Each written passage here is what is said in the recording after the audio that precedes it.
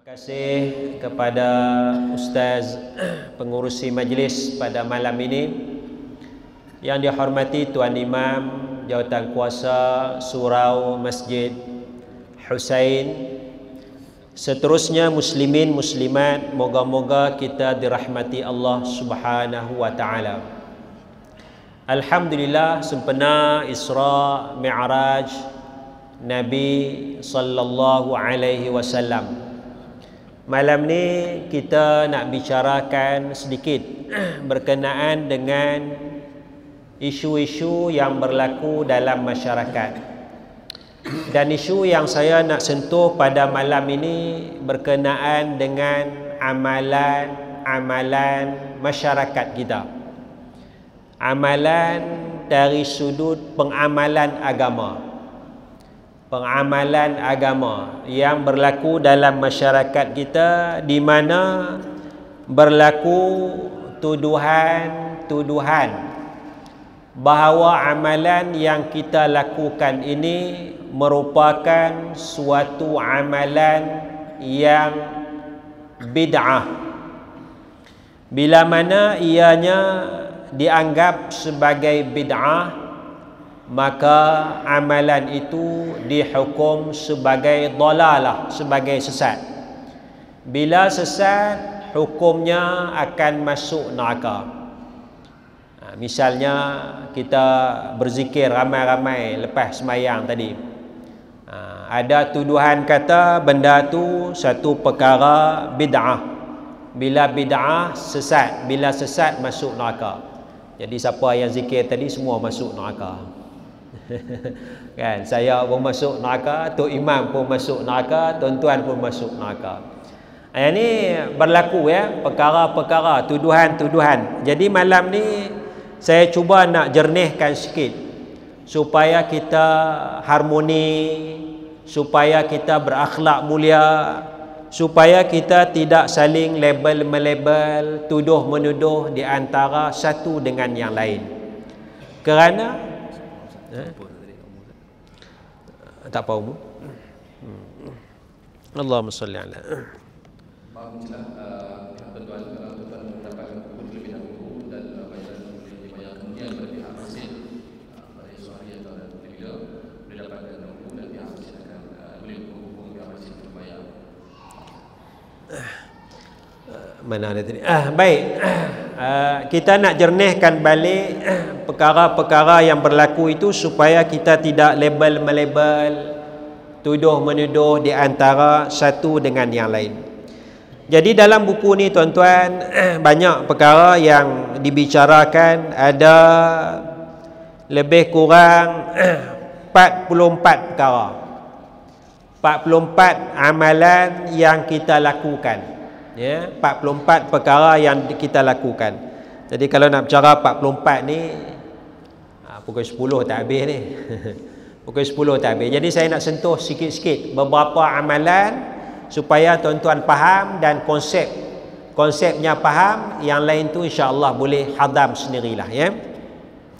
Misalnya tuan-tuan, bab yang pertama berkenaan dengan pengajian kita mengaji ilmu tauhid yang dinamakan sebagai sifat 20. Ya, saya tengok iklan pun ada mengaji kitab Taqrib Al-Ikhwan dan sebagainya.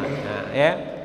Adalah kitab-kitab yang kita mengaji ini, kita mengaji berasaskan kepada konsep sifat 20. Maka ada orang kata pengajian sifat 20 ni tidak ada pada zaman Nabi sallallahu alaihi wasallam. Bila tak ada zaman Nabi, kita tak patut mengaji benda ni, kena tinggalkan. Itu asas dia, tak ada ya.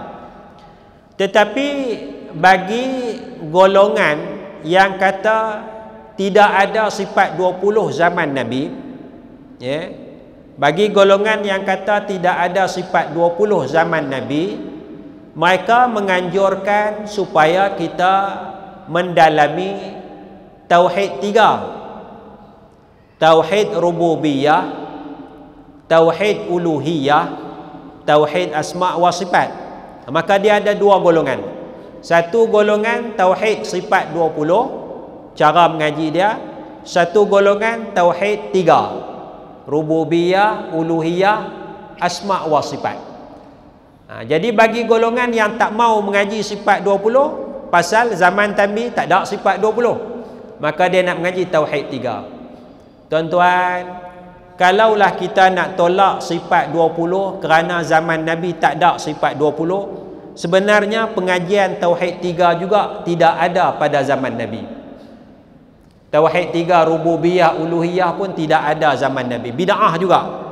Jadi kalau nak tolak sifat 20 kerana bid'ah, tauhid 3 pun kita tolak juga sebab bid'ah. Sebab bid'ah. Dua-dua tu bid'ah. Nabi tak pernah mengajar kamu kena i'tiqad tauhid rububiyah, tauhid uluhiyah, tauhid asma wa sifat. Nabi tak pernah ajar. Saya tak pernah jumpa lagi hadis Nabi yang sebut macam tu. Jadi bila Nabi tak ada, kita nak kata bid'ah juga kan? Bid'ah lah. Bid'ah juga. Akhirnya kita tolak dua-dua. Jadi sebab itu susah. Dan kalau kita nak kata ilmu tauhid sifat 20 ni bid'ah, kita tengok juga ilmu-ilmu yang lain. Misalnya muka surat 2, ilmu hadis dengan sanad dan kategori status. Ilmu rijal hadis dan sebagainya tidak wujud pada zaman Nabi sallallahu alaihi wasallam. Jadi orang yang mengaji ilmu hadis, dia suka kepada ilmu hadis. Ilmu hadis ni ada tak pada zaman Nabi? Tak ada. Tak ada lagi. Tidak ada istilah hadis sahih, tidak ada istilah hadis dhaif, tidak ada istilah hadis hasan. Zaman Nabi tak ada lagi. Jadi bid'ah ke tak bid'ah? Bid'ah juga. Ilmu hadis pun kita kena tolak juga sebab bid'ah juga. Kita tolak sifat 20 kerana bid'ah, zaman Nabi tak ada. Ilmu hadis pun kena tolak juga. Ya kan? Ilmu bahasa Arab. Ilmu bahasa Arab adakah zaman Nabi? Adakah Nabi ajar? Mubtada, khabar, ada tak Nabi ajar? Kadang-kadang kita duk baca Allahumma barik lana fi rajabin. Betul ke kita baca rajabin tu? Patutnya kita baca rajabah, mamnu' minas sarfi. Rajaba ala wazni fa'ala, atas wazan fa'ala, fi'il kan kita baca majrur bil fathah. Allahumma barik lana fi rajaba. Kan? Jadi pasal baca rajabin salah lah. Ilmu nahwu tu, grammar bahasa Arab, ada tak Nabi ajar? Kan? Doa tu pun tak tahulah ada ke tak ada, wallahu a'lam. Tapi nak cerita bahasa Arab tu, kan? Kan? Kenapa Fatihah baca alhamdulillah? Kenapa kita tak baca alhamdulillah? Kenapa bismillah? Kenapa tak boleh baca kan bismallah? Bismallah. Tak boleh baca kan? Jadi ilmu nahwu tu, grammar bahasa Arab datang bila? Ulama susun kemudian. Ulama susun kemudian. Tapi zaman Nabi, Nabi tak cerita mubtada, khabar, subjek, predikat, isim inna, khabar inna, isim kana, khabar inna, badal kan. Nabi tak pernah cerita apa pun benda tu. Ulama susun berdasarkan ayat Quran, berdasarkan hadis Nabi, berdasarkan syair Arab, ulama susun. Jadi ilmu ni kira bid'ah jugalah. Nak tolak juga kan? Tolak juga. Jadi kalau kita nak tolak ilmu sifat 20 kerana zaman Nabi tak ada, kan? Banyak ilmu kita nak kena tolak sebab tidak ada pada zaman Nabi sallallahu alaihi wasallam, ya. Jadi sebab itu kita mengajilah patutnya. Kita menghargai usaha-usaha ulama yang telah menyusun ilmu. Sebab apa? Sebab perkara yang paling besar sekali, yang paling penting ialah akidah. Akidah kita tu, kita kenal la ilaha illallah. Kenal la ilaha illallah, tiada Tuhan melainkan Allah. Allah Ta'ala sebut dalam Quran sifat Allah sami'. Innallaha sami'un basir. Allah maha mendengar, Allah maha melihat, kan? Daripada situlah ulama susun, kan? Tapi kalau kita tak mengaji sifat 20 pun akidah kita boleh juga, tak ada masalah. Tapi untuk mendalami ilmu, ulama susunlah ilmu tu. Itu je tujuan dia. Ya. Akidah tak ada masalah. Akidah kita, bila kita beriman dengan rukun iman, akidah lah tu, betul lah tu. Tapi nak bagi faham disiplin ilmu, maka disusun cara sifat 20. Jadi tuan-tuan, kita jangan tuduh, ya. Kita mengaji semua jenis ilmu. Mengaji sifat 20, mengajilah tauhid uluhiyah, mengajilah tauhid rububiyah dan sebagainya. ya. Dan tapi jangan kita nak menyesatkan orang, jangan kita nak mengkafirkan orang, kerana disiplin ilmu yang berbeza, ya. Ini yang saya nak sebutkan tentang sifat 20. Dan ulama pun beza, kadang-kadang sifat 20 ni pun dalam nak terjemah. Kalau orang mengaji kitab lama, ulama Mekah nama dia Pak Doa, dia terjemah sifat Allah Ta'ala, dia tak terjemah maha mendengar. Bila kata Allah sami' tu, inna Allah sami' tu, dia tak kata Allah maha mendengar, dia kata Allah maha pendengar. Apa beza dia? Bagi saya tak ada beza apa, sama aja, maha mendengar, pendengar. Yang penting Allah Ta'ala dengar ke tak dengar? Dengar, sudahlah, dengar, sudahlah. Tapi kalau mengaji, disiplin ilmu mengaji, dia bercaralah. Kita mengaji kitab Pak Doa, kita akan jumpa maha pendengar. Dia bezalah dengan maha mendengar. Dia beza. Itu kena mengajilah tu. Tapi kita tak, akidah Allah dengar, sudahlah. Cukuplah tu. Kan? Akidah kita. Allah basir. Allah maha melihat atau Allah maha pelihat. Pak Doa kata Allah maha pelihat. Ini orang lama-lama yang mengaji Mekah dulu, ya, ustaz-ustaz yang mengaji Mekah tahun 50-an 60-an mengaji dengan Pak Doa, dia ada cara terjemah tu. Bagi saya tak apalah, yang penting Allah tengok ke tak tengok, Allah tengok, sudahlah.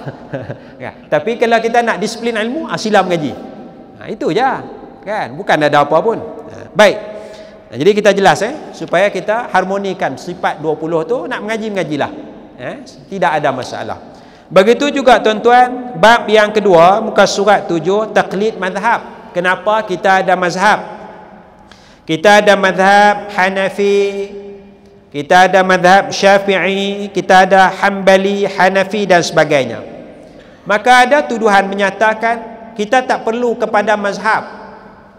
Ada tuduhan kata mazhab ni tak betul. Kenapa kita nak ikut mazhab? Apa lebih baik kita ikut Rasulullah? Sebab Allah Ta'ala suruh kita ikut Rasulullah, bukan suruh ikut mazhab. Betul tak? Betul tuan-tuan, kita kena ikut Rasulullah. Tetapi adakah makna bila kita bermazhab Syafi'i, maknanya kita tak ikut Rasulullah? Adakah kita tak ikut Rasulullah? Di sini tuan-tuan kita kena faham, maksud kita bermazhab ialah, maksud bermazhab ni, kita mengikut Al-Quran dan mengikut sunnah Nabi berdasarkan kefahaman Imam Syafi'i. Kita mazhab Imam Syafi'i, kita ikut Quran sunnah Nabi berdasarkan kefahaman Imam Syafi'i. Kalau orang mazhab Hanbali, dia ikut Quran dan sunnah berdasarkan kefahaman Imam Ahmad bin Hanbal. Jadi kalau orang tak mau ikut mazhab, dia nak ikut Quran sunnah, dia ikut Quran sunnah berdasarkan kepahaman siapa? Dasarkan, dia kata aku ikut tu imam je. Aku ikut tu imam, aku tak mau ikut Imam Syafi'i, aku nak ikut tu imam je. Tu imam kata aku pun ikut Imam Syafi'i. kan? Tak, dia kata saya nak ikut sarjana tu. Sarjana tu dia kata dia alim, dia sebut ayat Quran, dia sebut hadis. Jadi sarjana tu, kan? Sarjana tu, cendekiawan Islam tu, adakah dia lebih alim daripada Imam Syafi'i? Kan? Payah kita nak kata, kan? Sebab ulama yang alim-alim pun ikut Imam Syafi'i. Imam Ibn Hajar Al-Asqalani yang syarah Sahih Bukhari, dia syarah Sahih Bukhari, kan? Dia pun fiqahnya ikut Imam Syafi'i juga. Patutnya dia tak ikut dah Imam Syafi'i, tapi dia pun ikut Imam Syafi'i juga. Imam Nawawi tuan-tuan, Imam Nawawi yang syarahkan Sahih Muslim, dia pun ikut Imam Syafi'i juga fiqahnya, kan? Jadi kalau ulama hadis yang begitu hebat pun ikut Imam Syafi'i juga, ada lagi tak orang alim yang lebih hebat daripada Imam Syafi'i? Orang alim zaman sekarang, kan? Dia sarjana PhD hadis, dia hafal berapa ratus ribu hadis. Siapa dapat sarjana PhD hadis, dia hafal berapa ribu hadis? 100,000 hadis ada? Tak ada tuan-tuan. Tak ada, kan? PhD hadis pun tak hafal 100,000 hadis, kan? Kan? Kalau PhD tafsir pun dia tak hafal semua riwayat tafsir tu, kan? Apa lagi? Kalau PhD fiqh syariah pun dia tak semit semua mazhab. PhD fiqh pun, PhD syariah pun dia mengaji bab tu je. Dia kaji bab semayang tu je. Bab muamalat dia tak kaji dah. Kan? Kalau dia mengaji bab muamalat, bab perbankan, dia kaji bab syariah, fiqh bab perbankan je lah. Kalau tanya bab haji, dia kata bukan bidang saya tu. Kan? Dia kecil bab dia. Kan? Tapi ulama dulu dia kaji semua. Dia kaji bab hadis, boleh bercakap bab hadis, dia boleh bercakap bab fiqh, dia cakap bab usul fiqh. Sebab itu kita tengok Imam Syafi'i, dia seorang ahli hadis, dia seorang ahli fiqh, dia seorang ahli usul fiqh, dia seorang ahli bahasa. Jadi orang kata kenapa nak mazhab? Kita kata mazhab maknanya seseorang yang bermazhab Syafi'i bermakna mengikut ajaran Nabi berdasarkan kefahaman Imam Syafi'i. Ya. Jadi selamatlah. Begitu juga kita tak kata mazhab Nabi. Kita tak kata mazhab Nabi, muka surat 8 Dia tidak ada mazhab Nabi. Yang ada ialah syariat Nabi. Syariat ni tinggi lagi atas. Kita kata syariat Allah, kita kata syariat Nabi. Kita tak pernah kata aku ikut mazhab Nabi. Kalau kita kata ini mazhab Nabi, maknanya kita merendahkan kedudukan Nabi Muhammad sallallahu alaihi wasallam sama macam ulama. Sedangkan Nabi itu bawa syariat, di bawah syariat itulah ada pendapat-pendapat yang kita kata mazhab. Sebab itu mazhab tak ada masalah. Hanafi betul, Maliki betul, Hambali betul, Syafi'i betul, banyak lagi mazhab. Cuma 4 ni je yang tulis dengan elok sampai sekarang yang ada ulama-ulama dia. Tapi walaupun 4 mazhab tu betul, tapi kenapa kita secara umum dan Negeri Sembilan kita pakai Syafi'i? Kuala Lumpur wilayah pakai Syafi'i, Selangor pakai Syafi'i, Kedah pakai Syafi'i, Johor pakai Syafi'i. Pasal apa? Salah satunya ialah untuk keharmonian. Mazhab Hanafi betul. Tapi pasal apa kita tak terima 4 mazhab? Untuk masyarakat, untuk keharmonian. Kita pilih satu mazhab. Kalau tidak jadi bergaduh. Kalau tidak jadi bergaduh. Kan? Semayang subuh, Hanafi kata tak ada doa kunut. Syafi'i kata ada doa kunut. Dia bergaduh dah. Kan? Dia kata tak ada doa kunut. Imam Hanafi kata tak ada. Jadi kita nak selesaikan perbezaan tu, kita ambil satu mazhab je lah, senang. Mazhab lain pun betul juga, tak ada masalah. Yang tak doa kunut dia ikut Hanafi betul. Tapi kita ambil Syafi'i senang. Ya, ambil Syafi'i. Jadi kalau orang tu dia tak mau baca doa kunut, dia nak buat macam mana? Dia datang lambat sikit. Dia sampai-sampai tu imam baru rakaat pertama, duduk kat luar tu isap rokok tu. Kan, isyak dalam masjid haram dah, tak boleh kan? Dia isyak kat luar. Tu imam rakaat kedua dia baru berjalan masuk. Tu imam dah baca doa kunut, dia pun baru Allahu Akbar. Tu imam sujud, dia sujud. Jadi dia tak baca doa kunut. Tapi dia tak bergaduh dengan tu imam. Dia tak kacau. Dia kena cerdik. Sekali dia tambah berapa rakaat? Tu imam bagi salam, dia tambah berapa rakaat?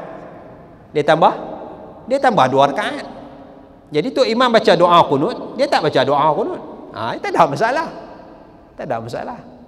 Kan? Sebab itu kita tengok orang India Muslim ni Hanafi kalau tak salah. Dia tak ada doa kunut. Tapi kalau dia ada sini pun dia semayang sama macam kita. Sebab semayang berjemaah tu fardu ain bagi dia tak. Dia semayang tapi dia tak pernah bergaduh pun. Dia tak pernah kacau. Sebab dia tahu Syafi'i pun betul. Dan kalau kita kebetulan semayang di Masjid India, kalau kita pergi Kuala Lumpur, masjid Jalan Tunku Abdul Rahman, Masjid India tu, kan? Kita tak ada masalah, kita tak bergaduh apa pun. Dia semayang asar lambat tuan-tuan. Kita 4.30, dia barangkali 5.30, sejam lambat. Kita tak pernah kata apa pun. Siapa orang masjid ni lambat semayang ni? Biar pergi kat dia lah kan. Pasal kita menghormati perbezaan. Cuma untuk keharmonian, kita pilih satu mazhab. Maka sebab itu di Mesir mazhab rasmi dia Hanafi. Di Saudi mazhab rasmi dia Hambali. Ulama-ulama dia ikut Hambali. Di Afrika ikut Maliki. Kan? Dia ada mazhab dia tu, rantau-rantau dia. Di Nusantara ni, Indonesia, Singapura, Malaysia ni, Patani tu Syafi'i. Dia tak bergaduh dah. Kan? Cuma bila ada isu sekali-sekala, mana ulama kita akan bincanglah, jawatan kuasa bincang, fatwa bincang, pendapat mazhab Syafi'i ini nampak memberatkan masyarakat. Maka ketika itu kita kaji 3 lagi mazhab. Bila ada masalah. Tapi secara umum kita pakai mazhab Imam Syafi'i. Yang ketiganya, kenapa kita mazhab? Untuk pendidikan. Untuk pendidikan. Kalau kita tak ada mazhab, kita suruh anak-anak kita mengaji. Ni buku kaji sendirilah. Cara nak semayang, cara nak puasa. Dia baca dalam tu hadis macam-macam. Dia baca ada hadis kata kalau berbekam batal puasa. Ada hadis kata Rasulullah berbekam ketika puasa. Jadi batal ke tak batal? Dia pening kepala. Kan ada hadis macam-macam. Kan? Ada hadis kata sentuh tak batal, ada kata batal. Ulama ni kata batal, ulama ni kata tak batal, anak kita pening kepala. Batal ke tak batal? Ya kayaknya dia pening kepala. Jadi kita bagi senang, bagi ni dulu. Pendidikan tu bertahap. Macam kita belajar matematik ya, tuan-tuan. Matematik kita belajar sampai matematik berapa? 12 je kan? Sipir 12 je. Kenapa kita tak belajar sampai sipir 25, sipir 70, 1 darab 70, 2 darab 70, 140, 3 darab 70, 210. Kenapa kita tak suruh anak-anak kita hafal? Pendidikan tu dalam tahap. Kita bagi sipir 12 cukuplah. Yang lebih tu cari sendirilah. Kan? Cari sendirilah. Kan? Sipir 70 boleh kias dengan sipir 7. Kan? 1 darab 7, 7. 2 darab 7, 14. 1 darab 70, 70. 2 darab 70, 140. 14 dengan 140. Lebih kurang lah. Tapi kita ajar bertahap. Jadi kita ajar cara mazhab ni bertahap dulu. Okey. Tapi kalau dia nak mengaji mendalam lagi, silakanlah lepas tu. Itu sebab itu ada kepentingan kita bermazhab. Jadi kita tak ada masalah lah dengan mazhab fiqh kita. Itulah mazhab Imam Syafi'i rahimahullahu taala. Cuma bila kita mazhab ni muka surat 10, kita jangan fanatik. Jangan kita nak tuduh orang ni tak betul. Bila tengok orang tu tak baca doa qunut, ni semua sesat ni. Jangan. Orang yang tak baca doa qunut pula bergaduh dengan yang baca doa qunut, jangan. Ya, tu kena luaskan ya. Sebab itu kita lihat Imam Syafi'i, contohnya Imam Syafi'i tidak membaca doa qunut ketika solat fardu subuh kerana menghormati para jemaah yang bermadzhab Hanafi dan beradab dengan Imam Abu Hanifah. Imam Syafi'i walaupun dia kata sunat baca doa qunut, tapi bila dia semayang tempat Hanafi, masjid Imam Abu Hanifah, Imam Syafi'i jadi imam, dia tak baca doa qunut. Pasal apa? Pasal Imam Syafi'i hormat kepada tempat tu. Ini akhlak. Ini akhlak adab. Ulama dulu mengutamakan dari sudut adab. Begitu juga bab yang ketiga, bertarekat. Kita ada tarekat yang tertentu. Tetapi tuan-tuan, sebelum kita nak tarekat ni, kita kena ada ilmu tasawuf dulu. Sebab itu ulama kita kata 3 ilmu yang wajib, yang penting sangat 3 ilmu dulu. Ilmu tauhid, ilmu fiqh, ilmu tasawuf. Tarekat belum lagi ni, jangan lagi tarekat, tasawuf dulu. Bila ada ilmu tauhid, bila ada ilmu fiqh, ilmu tauhid nak jaga akidah, ilmu fiqh nak jaga amalan kita, bagaimana nak buat amalan, ilmu tasawuf nak jaga amalan kita, jangan rosak. Bila kita ada 3 ilmu ni, barulah kita boleh masuk tarekat. Tarekat ni macam disiplin lah, silibus dia. Itu maksud tarekat. Kita mengaji, baca Quran, digalakkan baca Quran. Okay. Maka dalam tarekat A, dia kata sehari kena baca 10 juzuk Quran. Tapi prinsip dia baca Quran je. Tarekat A disiplin dia, silibus dia sehari 10 juzuk. Tarekat B sehari 5 juzuk. Tarekat C sehari sejuzu. Tarekat D sehari semuka surat. Jadi tuan-tuan nak masuk tarekat mana? Tarekat A, B, C, D. D ya. Ikut sukalah. Tarekat D bawah pimpinan Tok Imam. Lepas semayang subuh dia baca satu muka surat, kita ikut. Aku ikut tarekat Tok Imam je. Sehari satu muka surat. Dia macam tu je tarekat.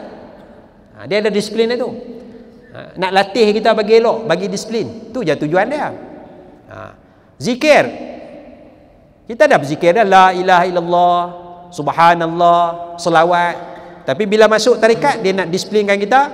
Zikir la ilaha illallah sehari 1000 kali, subhanallah sehari 1000, selawat sehari 1000 kali. Jadi kita bila masuk tarekat tu, kita kena disiplinkan lah. Kalau tak masuk tarekat, kita zikir juga, tapi tak apa disiplin lah. Kan? Barangkali selawat tu sehari ni 10 kali je. Kan? Kalau tarekat kena 1000 kali. Tarekat satu lagi mungkin 3000 kali kena selawat. Dia ada disiplin tu. Tapi asas dia nak berzikir kepada Allah. Itu je tujuan dia. Jadi kalau rasa ada kemampuan nak masuk tarekat, silakan. Tapi ilmu kena ada dulu. Kena ilmu kena ada. Jadi tarekat ni dia suruhan daripada Quran, iaitulah nak mendisiplinkan diri kita, nak sampai kepada maqam ihsan yang disebut di dalam hadis Nabi sallallahu alaihi wasallam, muka surat 12, an ta'budallah ka'annaka tarahu fa in lam takun tarahu fa innahu yaraka. Kalau kamu sembah Allah tu, ibadat seolah-olah kamu lihat Allah. Seolah-olah, sungguh-sungguh. Fa in lam takun tarah, kalau kamu tak boleh lihat Allah, fa innahu yaraka, maka Allah Taala lihat kamu. Maka tarekat ni bertujuan untuk mengamalkan dan menghayati ajaran Islam. Itu tujuan tarekat. Oleh itu, ilmu tasawuf dan tarekat tidak membicarakan disiplin ilmu dengan mendalam. Sebaliknya, ia menekankan penghayatan dalam beragama. Maka atas asas ini, masyarakat kita mengikut amalan tarekat. Tujuannya adalah baik dan murni. Antaranya Islam menyuruh agar zikir dilakukan dengan banyak. Allah Ta'ala kata, wazkurullaha dzikran katsira, berzikir kepada Allah banyak-banyak. Amalan tarekat menetapkan jumlah bagi bacaan Quran, jumlah bilangan selawat dan sebagainya agar perintah Allah dapat dilaksanakan. Itu je tujuannya. Banyak mana nak berzikir? Tarekat ni, A ni kata banyak ni kena zikir sehari. Tarekat B kata macam ni. Dia datang daripada perintah Allah tu. Kalau tidak, kita jadi hala-balai tu. Ikutlah hari ni berzikir, esok tak berzikir, minggu depan tak berzikir. Itu je. Jadi itu tujuan tarekat tu, ada orang bimbing, guru kita bimbing kita. Jadi salah ke tak salah? Tak salah apa pun. Cuma ada orang salah guna tarekat. Itu kita kena hati-hati juga. Kan? Ada orang salah guna tarekat. Sebab tu dia ada kawalan. Di Negeri Sembilan ni dia ada jilsah yang mengawal tarekat tu. Nak pastikan supaya tidak diselewengkan. Nak pastikan orang yang bawa tarekat tu, orang tu layak. Dia ada ilmu, baca Quran betul. Dia kadang-kadang dia baca Quran tak betul, tapi dia bawa tarekat. Itu nak pastikan tu, nak check dulu, nak semak dulu. Itu baguslah. Kita semak. Sebab ada tarekat yang betul, ada tarekat yang tidak betul. Kadang-kadang ada tarekat tu jamin. Siapa ikut tarekat dia, jamin syurga, dah masuk syurga. Tak semayang pun tak apa. Itu jadi haru, kan? Jadi itu kita nak jaga tu. Baik, bab yang keempat. Kita masuk sikit bab lafaz usolli. Kadang-kadang orang petikai lafaz usolli. Jadi macam mana kita nak faham bab usolli? Bila kita nak semayang, kita berdiri, kita kata usolli fardhus subhi, salli fardhal maghribi. Maka ada orang kata, Nabi tak pernah kata macam tu. Bila Nabi tak pernah kata, kalau kita kata bid'ah, sesat, masuk neraka. Tok Imam kata usolli tadi. Kata masuk neraka juga tu Imam. Dia masuk neraka saja. Tuan-tuan, lafaz usolli ni disebut oleh ulama. Dan lafaz usolli ni bukan dalam semayang. Dia tak semayang lagi pun. Kan? Dia tak semayang. Kalau dalam semayang kita kata usolli itu salah lah. Ni tak semayang lagi pun. Kalau tak semayang, baru duduk berdiri. Semayang ni mula takbiratul ihram, Jadi sebelum sembahyang kita boleh tak kita buat apa-apa yang kita nak buat? Kan? Passion kita sebelum sembahyang kita duduk butang baju dulu. Betul kepiah. Tiap-tiap kali sembahyang nak sembahyang betul kepiah dulu. Betul serban kita. Salah ke? Tak salah pun. Tiap-tiap kali nak sembahyang kita tarik kayu sugi. Kita duduk sugi dulu. Duduk diri tadi duduk sugi. Kan? Salah ke? Tak salah. Tak sembahyang lagi pun. Kalau dalam sembahyang Allahu Akbar ambil kayu sugi, salah tak? Salah lah. Dalam sembahyang buat benda yang tak disuruh, salah lah. Ni tak sembahyang lagi pun. Jadi nak kata usolli boleh, tak ada masalah. Tujuan dia apa? Tujuan dia kita kata usolli nak bantu hadir niat kita. Cuba sekali tuan-tuan nak sembahyang Isyak, tuan-tuan kata begini. Masa berdiri tak lagi, tuan-tuan berdiri, tuan-tuan kata begini. Aku lepas sembahyang Isyak, aku nak singgah kedai mamak, aku nak makan mi goreng mamak 2 pinggan. Allahu Akbar. Cuba tuan-tuan kata macam tu lagi. Nak sembahyang Isyak lagi. Agak-agak masuk tak niat sembahyang Isyak tu? Tak masuk. Dia masuk yang mana? Mi goreng mamak masuk. Mi goreng mamak tu yang masuk. Kan? Jadi sebab itu ulama kita usaha macam mana kita nak mudahkan, sebab rukun sembahyang tu niat. Kan? Jadi kata apa ya? Aku nak sembahyang fardu Isyak 4 rakaat ikut tu imam kerana Allah Taala. Allah. Bila Allah tu dia masuk tadi kita kata tu je tujuan dia. Kan? Kata aku Melayu tak apa. Dalam bahasa Melayu pun boleh, pasal tak sembahyang lagi. Kan? Cuma kita dah hafal Arab, kita katalah Arab. Tu jelah. Cuma janganlah kita berlebih-lebihan kata usolli sampai 10 kali duk usolli tak habis lagi. Usolli lillahi ta'ala. Kan? Usolli lillahi ta'ala rak'ataini. Salah. Usolli fardhu Isya. Ada ulang tarik tu orang sebelah pun letih kalah. Yang tu sampai mengganggu orang. Yang tu yang tak seronok tu. Jadi nak kata 2 kali 3 kali tu okeylah.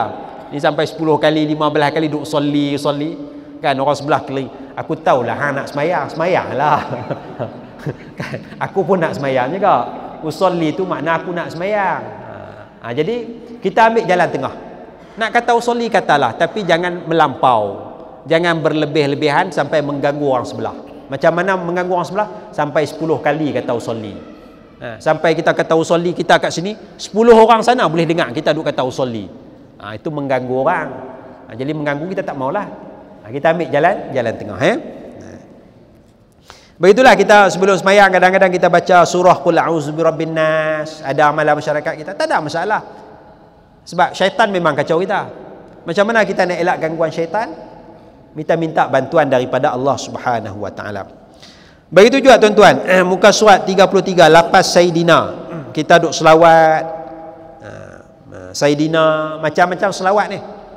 Allahumma salli ala Muhammad. Yang Nabi ajarnya yang betul-betul aslinya, autentiknya ni ialah antaranya ialah Allahumma salli ala Muhammad wa ala ali Muhammad. Yang ni yang terbaik ni. Sebab yang ni yang diajar oleh Nabi. Allahumma salli ala Muhammad wa ala ali Muhammad. Yang ni yang terbaik, yang paling afdal. Selain daripada selawat Ibrahimiyah tu. Sebab ini datang daripada Nabi ni. Tapi kalau nak tambah Sayyidina, kalau nak baca selawat Fatih, salah ke? Bagi saya tak salah. Sebab nak selawat je. Ibu selawat tu masih ada. Bila orang selawat Fatih, Allahumma salli ala Muhammad al-Fatih. Dia sebut al-Fatih tu. Kan? Jadi selawat Fatih. Tapi ibu selawat tu ada. Allahumma salli ala Sayyidina Muhammad al-Fatih lima ughliq. Dia tambah sikit. Tu je. Ya. Ini Masjid Husain kita buat selawat. Allahumma salli ala Sayyidina Muhammad Jaddil Husain. Nama selawat dia selawat Husain. Boleh tak? Boleh, tak ada masalah. Datuk kepada Husain. Kan? Tak ada masalah. Pasal ibu selawat tu ada. Allahumma salli ala Sayyidina wa Habibina wa Syafi'ina wa Maulana Muhammad. Boleh tak? Boleh, tak ada masalah. Nak tambah-tambahlah, ikut sukalah. Nak bagi pelbagai tu, ya. Jadi kita tambah Sayyidina, ya. Dalam Quran muka surat 35 Allah Taala sebut Nabi Yahya tu sayyid. Nabi Yahya sayyid. Nabi Yahya tu sayyid. Nabi bagi gelaran sayyid untuk cucu Nabi Hasan Husain, sayyida.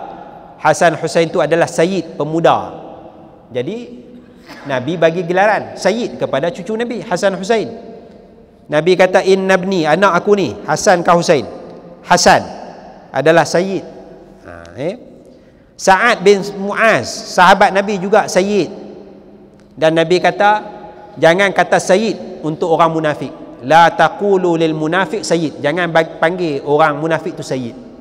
Jangan. Jadi sayyid ni satu penghormatan. Kalau munafik jangan panggil sayyid. Nabi Yahya sayyid, Hasan Husain sayyid. Jadi kalaulah Nabi Yahya sayyid, cucu Nabi Hasan Husain sayyid, Nabi Muhammad sayyid tak? Sayyid juga. Maka Nabi kata dalam hadis muka surat 37, ana sayyid waladi Adam, aku adalah sayyid anak Adam. Nabi sendiri mengaku sayyid. Jadi kalau Nabi sendiri mengaku sayyid, kita katalah Allahumma salli ala sayyidina Muhammad. Kan? Tak ada masalah apa pun. Allahumma salli ala Muhammad pun baik, bagus.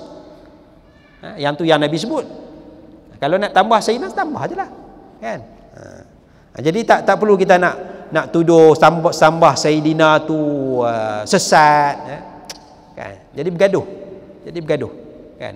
Jadi ulama susun banyak lafaz-lafaz selawat tu, tapi lafaz asal Allahumma salli ala Muhammad tu mesti ada. Dia tak lari dah. Cuma dia tambah sikit, ya. Baik. Begitu juga apa lagi saya nak sebut? Bacaan Yasin pada malam Jumaat, muka surat 67. Orang tujuh dia benda ni sesat, ya. Bacaan Yasin malam Jumaat, tuan-tuan, dia sekadar perhimpunan untuk kita baca Quran.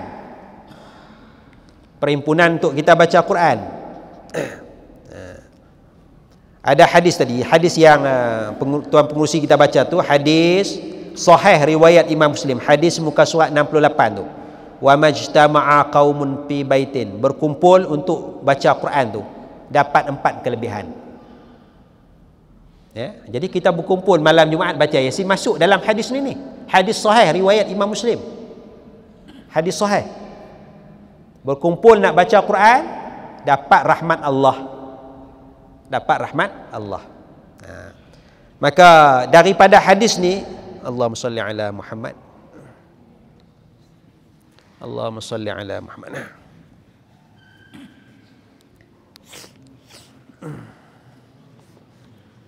Inna lillahi wa inna ilaihi raji'un.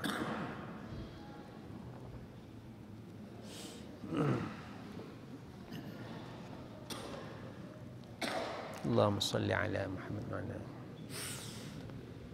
la ilaha illallah Muhammad Rasulullah sallallahu alaihi wasallam.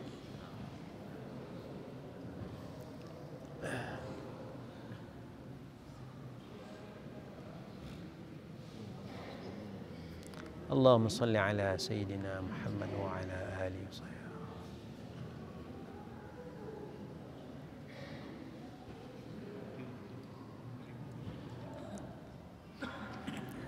Allahumma salli ala Muhammad wa ala ali Muhammad.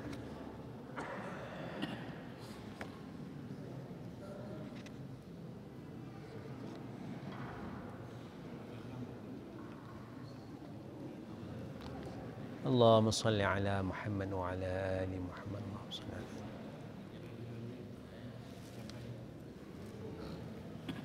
اللهم صل على سيدنا محمد.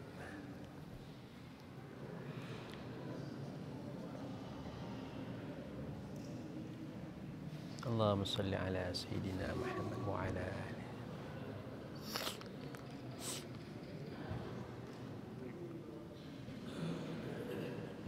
اللهم صل على سيدنا محمد وعلى آله.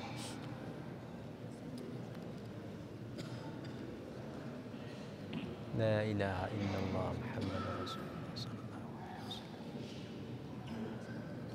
اللهم إني أرجو منك يا ربي. اللهم إني أرجو منك يا ربي.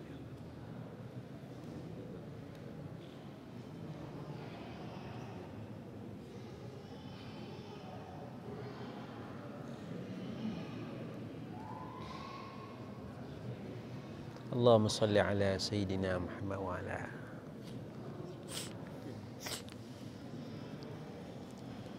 La ilaha illallah Muhammad Rasulullah sallallahu alaihi wasallam.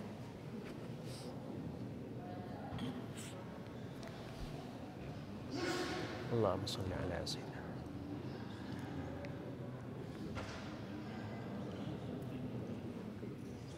Allahumma salli ala La ilaha illallah Muhammad Rasulullah.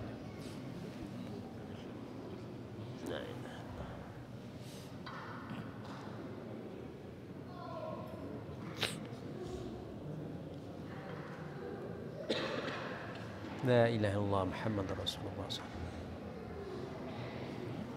Bismillahirrahmanirrahim. Allahumma salli ala Sayyidina. Ya ilahi.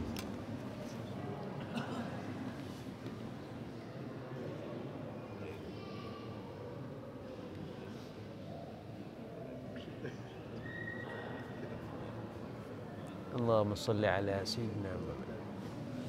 Bismillahirrahmanirrahim.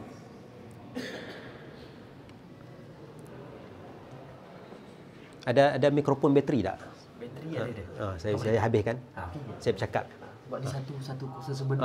Saya bagian tu kita habiskan. Dah besar 5 minit lagi. Allahumma salli ala Sayyidina.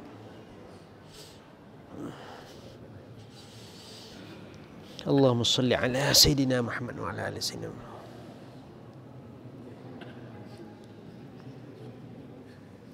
Allahumma salli ala Sayyidina. Allahumma salli ala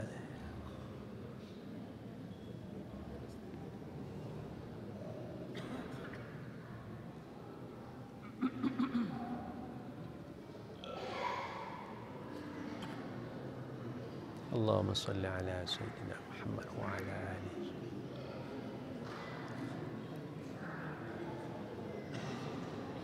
Allahumma salli ala Sayyidina.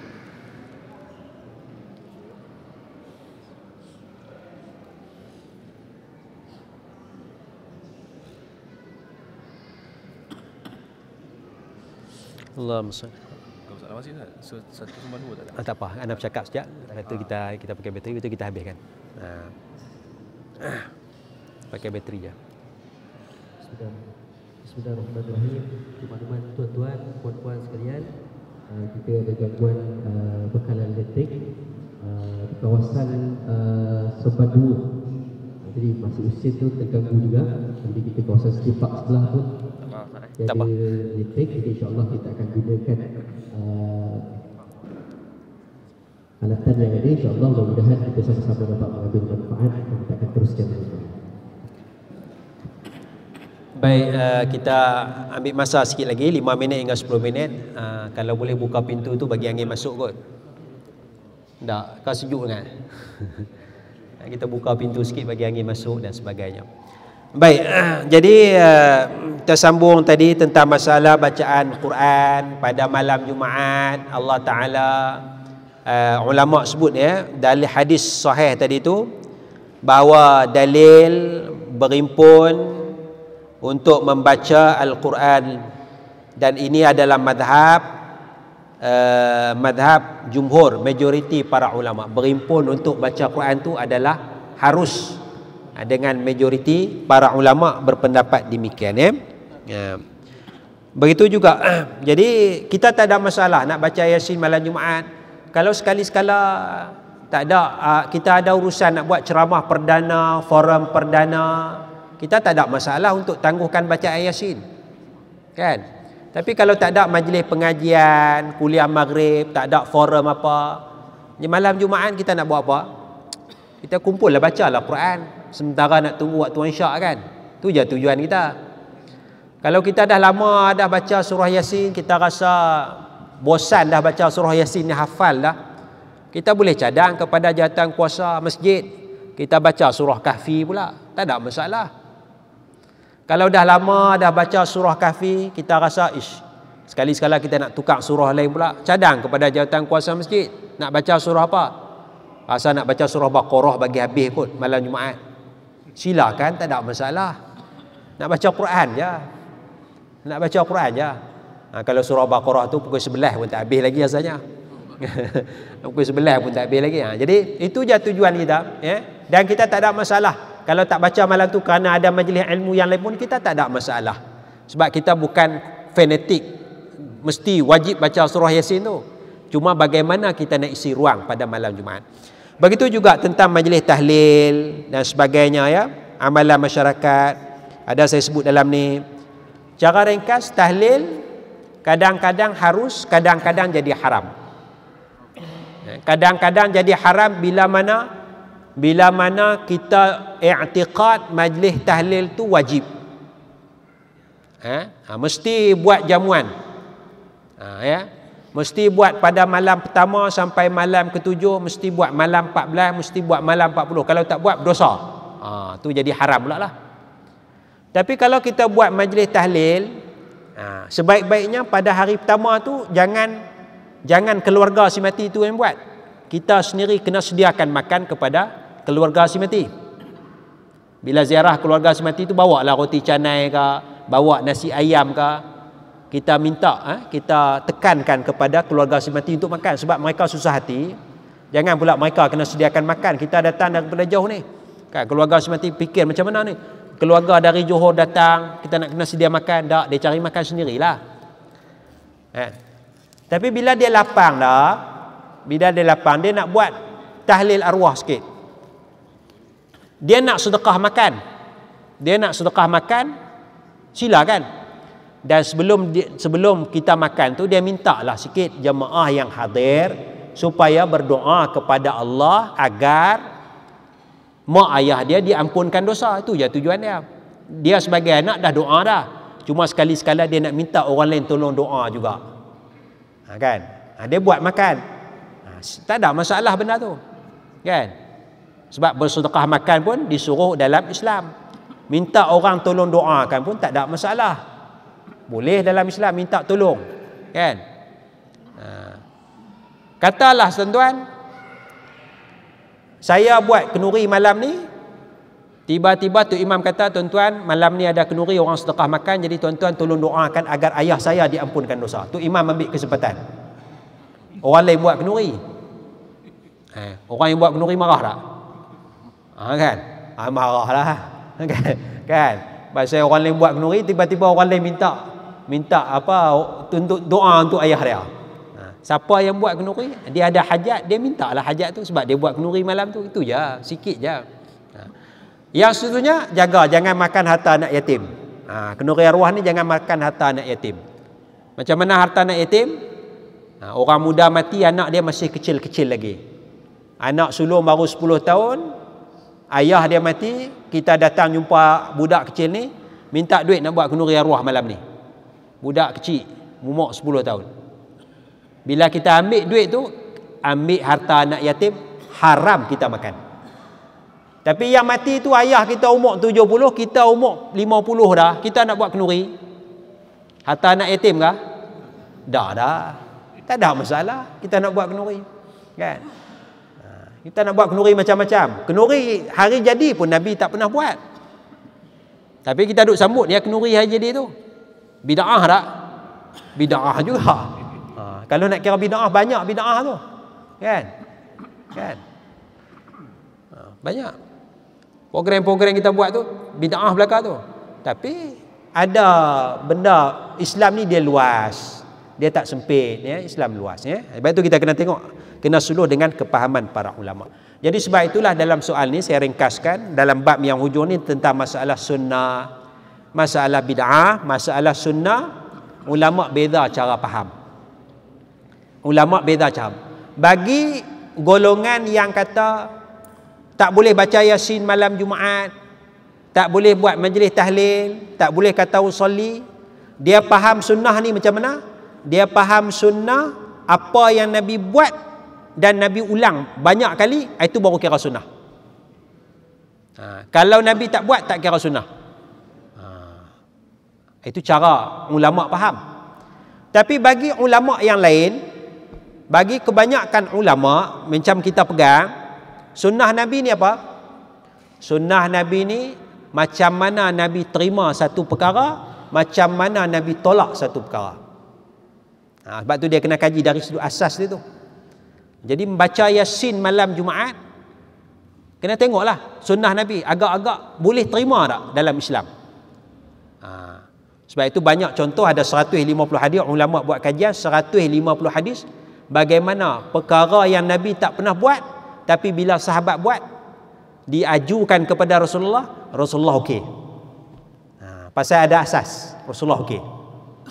Ya, jadi daripada 150 hadis ni, Nabi tak pernah buat benda tu, sahabat buat, bila cerita kat Nabi, Nabi okey je. Maka dari sinilah kebanyakan ulama mengkaji, kalau sesuatu perkara tu baru, kita kena tengok dulu, boleh terima ke tak boleh terima, ada asas ke tak ada asas. Kalau ada asas, boleh teruskan. Dia masuk dalam sunnah lagi. Dia masuk dalam sunnah lagi. Sebab itu bagi orang kata itu bukan sunnah, tu bid'ah, itu ada cara faham ulama yang pertama, tapi bagi majoriti ulama dia ada cara faham yang lain. Jadi saya mengharapkan supaya kita menghentikan label-melabel, tuduh-menuduh di antara satu dengan yang lain. Nak hukum orang ni masuk neraka kerana baca doa qunut, nak tuduh orang ni masuk neraka kerana baca Yasin malam Jumaat, ini satu perbuatan yang tidak disuruh oleh Islam, ya, tidak diajar oleh Islam macam tu, ya. Dan pada masa yang sama, kita pun jangan tuduh orang pula. Orang tak baca Yasin malam Jumaat, orang ni tak suka Quran. Kita suka tuduh macam tu pula kadang-kadang, kan. Ini bahaya. Dia jadi nak bergaduh, kan. Bila orang tu tak mau selawat tambah Sayyidina, kita kata dia tak suka kepada Nabi. Orang tak suka pada Nabi ni masuk syurga ke masuk neraka? Masuk neraka. Kita kata dia masuk neraka juga. Kan? Jadi semua pakat nak masuk neraka. Jadi siapa yang nak masuk syurga? Siapa nak masuk syurga? Tak ada siapa masuk syurga.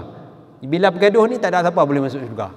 Sebab orang bergaduh ni dia membuat dosa, dan orang yang berdosa ni tidak mendapat keampunan, susah dapat keampunan daripada Allah Subhanahu wa taala, ya. Jadi saya kira sekadar itulah untuk malam ni. Yang lain tu tuan-tuan boleh baca sendiri. Moga-moga ada manfaat pada malam ni. Dan perkara khilaf kita harmonikan. Yang paling penting juga kita hormati tempat. Jadi tempat kita bermadhab Imam Syafi'i. Kita ada amalan-amalan yang kita buat dah lama. Ulama-ulama kita dari dulu tak ada masalah pun, ya. Maknanya ada asas dalam agama kita, kita buatlah, tak ada masalah, ya. Kita nak berzikir lepas sembahyang, kita nak masuk tarekat, tapi pastikan ada ilmu dulu, pastikan tarekat tu betul disahkan oleh alim ulama kita dan sebagainya. InsyaAllah, okay, kita akan selamat, kerana matlamat kita adalah untuk mendapat redha daripada Allah Subhanahu wa taala. Mohon maaf jika ada salah dan silap. Asal tak dapat kita nak buka soalan, ya. Lain kali lah kot. Sesi soal jawab je untuk isu ni. Kan? Wallahu a'la wa a'lamu bis-shawab. Wassalamualaikum warahmatullahi wabarakatuh.